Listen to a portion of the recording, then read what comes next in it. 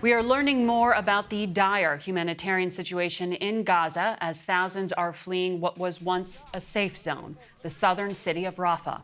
The challenges facing the Biden administration from a diplomatic standpoint continue to grow, too.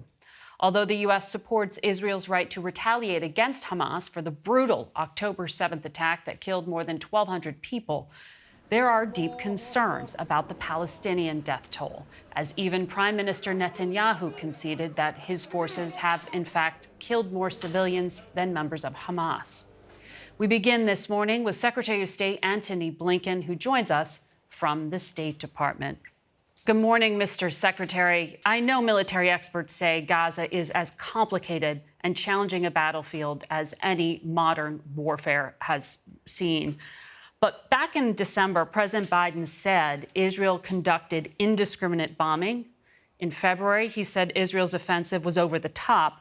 And then this past week, he was asked on CNN about pausing the delivery of 3,500 bombs. Here's what he said. Civilians have been killed in Gaza as a consequence of those bombs and other ways in which they go after population centers. And I made it clear that if they go into Rafah, I'm not supplying the weapons that have been used historically to deal with Rafah, to deal with the cities, to deal with that problem. Mr. Secretary, is Israel living up to international humanitarian law standards? Well, first, Margaret, good morning.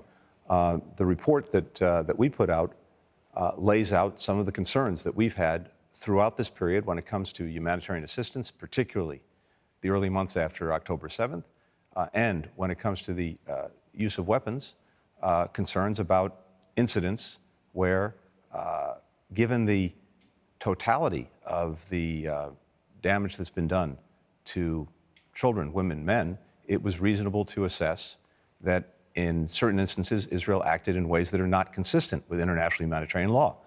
It's also critical to note that Israel itself has accountability processes to get at this. There are hundreds of ongoing inquiries looking at different incidents that have taken place since October 7th.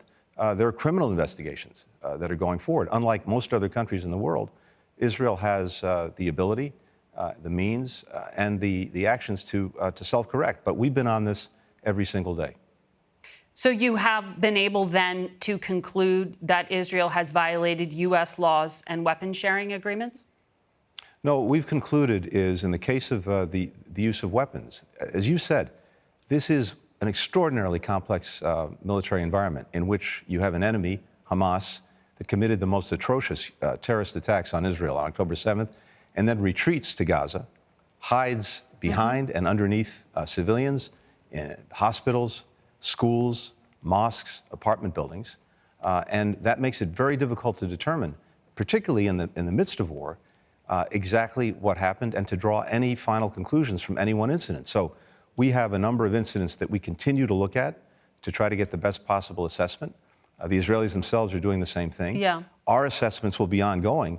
But as I said, given the totality of what we've seen in terms of civilian suffering, in terms of children, women, men caught in this crossfire of Hamas is making, who've been killed or been injured, it's reasonable to assess that in a number of instances, Israel has not acted in a manner that's consistent with international humanitarian law. So I understand you're still collecting evidence, but on the policy, can you clarify? Because even the lead Democrat on House Armed Services says it's not clear. Is the U.S. slowing down the delivery of any weapons to Israel at this point beyond the 3,500 so-called dumb bombs? As you know, Margaret, most of the population from Gaza displaced from the north and from central Gaza has gone to Rafah. There are about 1.4 million people there. And we've said to Israel that we will not support an operation in Rafah, a major military operation, in the absence of a credible plan to protect civilians. And they still haven't delivered it. So are you slowing the delivery of any weapons beyond these 3,500 bombs? Are you pausing, for example, precision munitions, as some Republicans have claimed? The answer to that is no. What the president said and what he's been clear about in private conversations with the Israelis, which unfortunately leaked to the press, so the president responded forthrightly when he was asked about it. But what we've been clear about is that if Israel launches this major military operation into Rafah, then there are certain systems that we're not going to be supporting and supplying for that operation. But at present, the only thing that we've delayed and are holding back are these high payload bombs, because we're in an ongoing conversation with Israel, given the impact that those weapons can have when they're used in densely populated areas, including an area like Rafah. So we're in an active conversation with Israel about that. We have real concerns about the way they're used. But here's something else that's critically important, Margaret. We believe two things. One, you have to have a clear, credible plan to protect civilians, which we haven't seen. Second, we also need to see a plan for what happens after this conflict in Gaza is over. And we still haven't seen that, because what are we seeing right now? We're seeing parts of Gaza that Israel has cleared of Hamas, where Hamas is coming back, including in the north, including in Khan Yunis. As we look at Rafah, they may go in and have some initial success, but potentially at an incredibly high cost to civilians, but one that is not durable, one that's not sustainable. And they will be left holding the bag on an enduring insurgency, because a lot of armed Hamas will be left, no matter what they do in Rafah. Or if they leave and get out of Gaza, as we believe they need to do, then you're going to have a vacuum, and a vacuum that's likely to be filled by chaos, by anarchy, and ultimately by Hamas again. So we've been working for many weeks on developing credible plans for security, for governance, for rebuilding. We haven't seen that come from Israel. We've been working with Arab countries and others on that plan. We need to see that too. We have the same objective as Israel. We want to make sure that Hamas cannot govern Gaza again. We want to make sure it's demilitarized. We want to make sure that Israel gets its leaders. That's what we're determined to do. We have a different way, and we think a more effective, durable way of getting that done.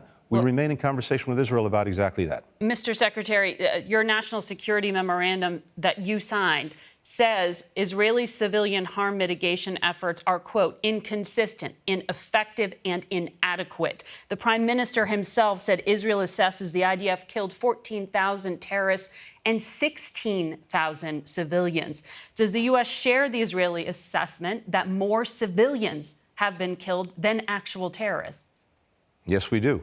And I think the report makes clear that while Israel has processes, procedures, rules, regulations to try to minimize civilian harm, given the impact that this operation, this war in Gaza has had on the civilian population. And yet you're still surging weapons to Israel. Those have not been applied consistently and effectively. There's a gap between the stated intent and some of the results we've seen. But because it's so complicated, in the midst of a war, and particularly in the midst of a war where you have an enemy that hides in civilian infrastructure, hides behind civilians, to make final determinations on these individual incidents. We're looking at the totality of what's happened. We think it's reasonable to assess, based on what's happened, that there have been acts that have been inconsistent with Israel's obligations under international humanitarian law, but we haven't drawn definitive conclusions. We need to pursue these investigations, just as Israel is doing itself. Mr. Secretary, thank you for your time this morning. Thanks, Margaret.